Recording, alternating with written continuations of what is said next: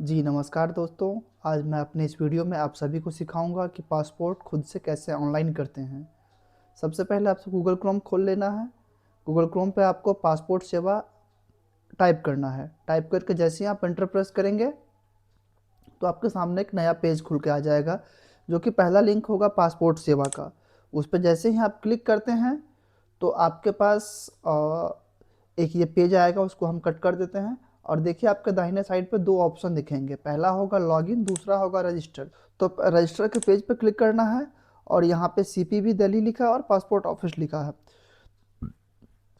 तो आपको passport office पे क्लिक करना है।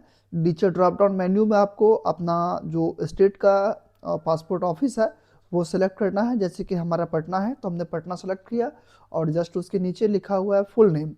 तो यहाँ पे आपको अपना पूरा नाम अपने दस्तावेज के हिसाब से डालें और उसके नीचे लिखा है ईमेल आईडी, जो कि अपना ईमेल आईडी आप सही सही डालें। उसके जस्ट नीचे लिखा है do you want to your login ID to be same as email ID, यानी इसका मतलब ये हुआ कि आप अपने ईमेल आईडी को अपने लॉगिन आईडी की तरह यूज करना चाहते हैं। अगर हाँ तो आप यस पे टिक करेंगे, जो आपने ईमेल ऊपर मेंशन किया है वही सेम नीचे ईमेल आपका आ जाएगा। जस्ट उसके नीचे पासवर्ड का सेक्शन है, यहाँ पे आप अपने मर्जी से पासवर्ड बना लीजिए। फिर उसके बाद साइन अप पे क्लिक करेंगे। जैसे आपने साइन अप पे क्लिक किया तो आपके ईमेल पे एक ईमेल चला जाएगा, वहाँ पे एक वेरिफिकेशन लिंक होगा। उस वेरिफिकेशन लिंक पे क्लिक करेंगे, आपका एप्लीकेशन वेरीफाइड हो जाएगा। फिर आपको करना होगा लॉगिन। तो हम आ गए फिर से वापस होम पेज पे। तो लॉगिन पेज पे क्लिक करेंगे। लॉगिन अभी आपको हम दिखा देते हैं कि कैसे लॉगिन करना है, ओटीपी के थ्रू या पासवर्ड के थ्रू। तो हम अपने इस एप्लीकेशन में लॉगिन करेंगे। तो देखिए अभी यहाँ पे हम अपना जो ईमेल आईडी हमने वहाँ पे लॉगिन आईडी बनाया था वो लॉगिन आईडी एंटर कर रहे हैं। लॉगिन आईडी जैसे ही मेरा कंप्लीट हो जाएगा यहाँ पे, तो फिर हम यहाँ पे ना कंटिन्यू पे क्लिक करेंगे। कंटिन्यू पे क्लिक किया हमने तो ये मेरे से पूछ रहा है कि आप यहाँ पे आप लॉगिन करोगे वो पासवर्ड के थ्रू या ओटीपी के थ्रू। तो मेरे को अच्छा लगा पासवर्ड, तो मैंने यहाँ पे पासवर्ड पे क्लिक किया और मैं साइन इन पे क्लिक कर दिया। जैसे मैंने साइन इन पे क्लिक किया तो ये मुझे एक नया पेज पे लेके आ गया, जहाँ से सारा एप्लीकेशन प्रोसेस करना है। तो यहाँ पे मेरे पास कोई एप्लीकेशन हिस्ट्री नहीं दिखा रहा है। तो फिर मुझे यहाँ पे अप्लाई फ्रेश पासपोर्ट पर क्लिक करना है। सर्विस में जाने के बाद फिर यहाँ पे पूछ रहा है कि पासपोर्ट आपके पास पहले से बना है क्या नहीं। तो वहाँ पे आप स्किप कर दीजिए। फिर उसके बाद आपको दिखेगा कि आपने जो सेलेक्ट किया था पासपोर्ट ऑफिस पटना वो दिखेगा। यहाँ पे पूछ रहा है कि आप कितने पेज का पासपोर्ट अप्लाई करना चाहेंगे और आपका मूड क्या रहेगा, नॉर्मल रहेगा या आप फिर से पासपोर्ट बनवाना चाहते हैं। तो देखिए यहाँ पे पासपोर्ट जो है हमने सेलेक्ट किया है फ्रेश पासपोर्ट नॉर्मल और 36 पेज का। जैसे नेक्स्ट पे क्लिक करेंगे ये आपको दिखा देगा कि अगला पेज खोल के ले आएगा एप्लीकेंट डिटेल्स वाला। यहाँ पे आपको एप्लीकेशन नेम यानी कि अपना आवेदक का नाम डालना है, सरनेम। जैसे किसी का नाम राहुल कुमार है तो वहाँ पे आप राहुल कुमार और यादव साथ साथ डाल सकते हैं। फिर उसके नीचे ऑप्शन होगा कि मेल है फीमेल है, तो यहाँ पे मेल का आवेदन कर रहे हैं, मेल पे टिक कर दिए। फिर पूछ रहा है कि आपने कभी अपना नाम चेंज किया है या आप दूसरे नाम से जाने जाते हैं। तो हमने कभी नहीं चेंज किया, नहीं जाने जाते, नो में टिक कर देंगे। फिर उसके नीचे डेट ऑफ बर्थ मांग रहा है, तो डेट ऑफ बर्थ अपने दस्तावेज के हिसाब से डालेंगे। प्लेस ऑफ बर्थ या विलेज सिटी यानी कि आपका जन्म कहाँ हुआ है वो डाल देंगे। फिर आपसे पूछा जाएगा मैरिटल स्टेटस यानी आपकी शादी हुई है कि नहीं। अगर नहीं हुई है तो अनमैरिड करें, अगर हुई है तो मैरिड पर क्लिक करेंगे। फिर उसके नीचे पूछ रहा है is your place birth out of India, अगर आप इंडिया से बाहर से हैं तो यस करेंगे, नहीं तो नो पे टिक करेंगे। फिर आपको अपना स्टेट चूज करना है, फिर आपको डिस्ट्रिक्ट चूज करना है। फिर पूछ रहा है आपसे सिटीजनशिप ऑफ इंडिया बाई, यानी कि आप भारतीय नागरिक हैं कब से, जन्म से, तो आप बर्थ यहाँ पर सेलेक्ट करेंगे। अगर आपके पास पैन कार्ड है तो पैन कार्ड नंबर डाल दीजिए। अगर पैन कार्ड नहीं है तो कोई बात नहीं है। वोटर कार्ड है, वोटर कार्ड का नंबर डाल दीजिए। फिर आपसे पूछ रहा है एम्प्लॉयमेंट स्टेटस, एम्प्लॉयमेंट स्टेटस में आप डाल दीजिए सेल्फ एम्प्लॉयड या प्राइवेट स्टूडेंट, मतलब जो आपका है वो डाल सकते हैं आप। फिर पूछ रहा है is either your parent is servant government servant, यानी कि आपके अगर कोई फैमिली मेम्बर है जो कि सरकारी सेवा में नियुक्त है, अगर है तो यस करें, ना तो ना करें। एजुकेशनल क्वालिफिकेशन आपको जितना पढ़े लिखे हैं आप अपने हिसाब से यहाँ पर चयन करें। हमने यहाँ पर 10th पास एंड एबव पे क्लिक किया। जैसे ही आप यहाँ पे करेंगे तो ईसीआर और नॉन ईसीआर होता है, यानी अगर 10th से ऊपर है तो आप नॉन ईसीआर के लिए एलिजिबल है, यस लग जाएगा ऑटोमेटिक। अगर उससे नीचे है तो नो में टिक हो जाएगा। फिर उसके नीचे आपको पहचान चिन्ह डालना है, फिर उसके नीचे अपना आधार नंबर डालना है। फिर जस्ट उसके नीचे आई एग्री पर क्लिक करना है। आई एग्री पर क्लिक करने के बाद सेव एंड नेक्स्ट बटन पर क्लिक कर दीजिए। ये जो प्रोसेस है पूरा कंप्लीट हो जाएगा और अगला पेज खुल के आपके पास आ जाएगा। फिर उसके बाद आपसे पूछा जाएगा आपसे गार्जियंस का डिटेल्स, यानी फादर का नेम आपको डालना है, माता का नाम डालना है। फिर उसके बाद में अगर आपकी शादी हो गई है तो सपोज का नेम डालना होगा। ये सारा चीज़ फिल करने के बाद आप नेक्स्ट पे क्लिक करेंगे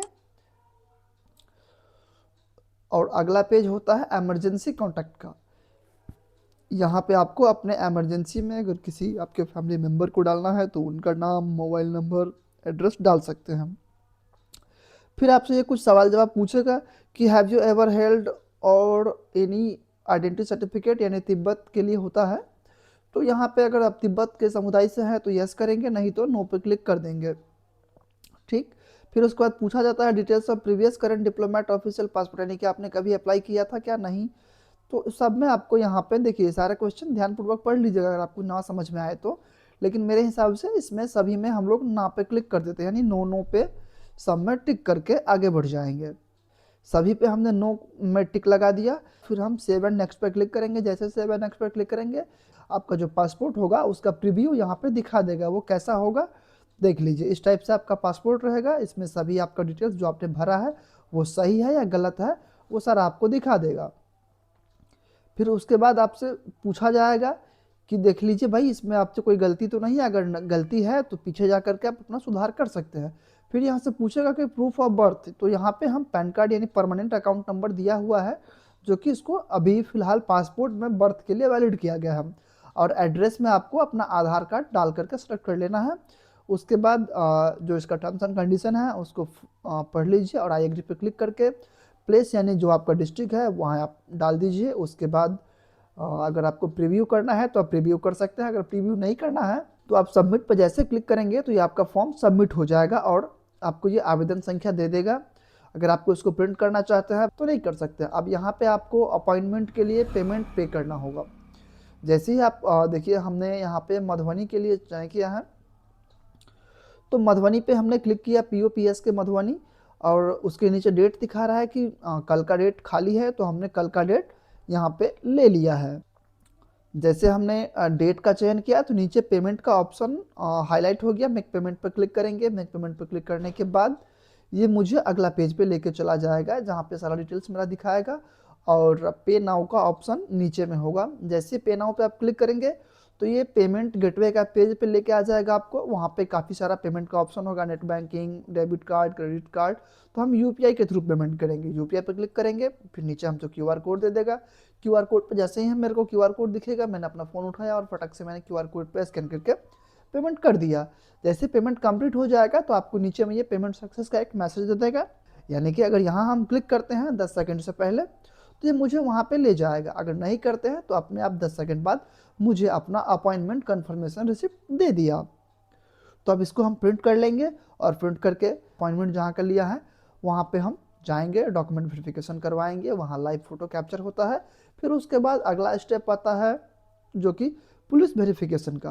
तो पुलिस वेरिफिकेशन के लिए आपको आपके थाने से या ये कंप्लीट कर लेंगे ये प्रोसेस डॉक्यूमेंट वेरिफिकेशन का तो आपके थाना से 2-3 दिन बाद या 4 दिन बाद आपको कॉल आ जाएगा कि हाँ भाई आपका पासपोर्ट वेरिफिकेशन आ गया है, आप आइए अपना डॉक्यूमेंट साइन कर दीजिए। तो आशा करता हूँ कि मेरे दिए हुए जानकारी से आप संतुष्ट होंगे। अगर किसी प्रकार की मेरे से गलती हो गई हो तो उसके लिए क्षमा कीजिएगा और मेरे चैनल को सब्सक्राइब करिएगा ताकि मैं आपके लिए टेक्निकल वीडियो बना करके आपको दूँ, ताकि आपको किसी साइबर या ऑनलाइन दुकान के चक्कर ना काटने पड़े और खुद से अपना काम घर बैठे कर सकते हैं।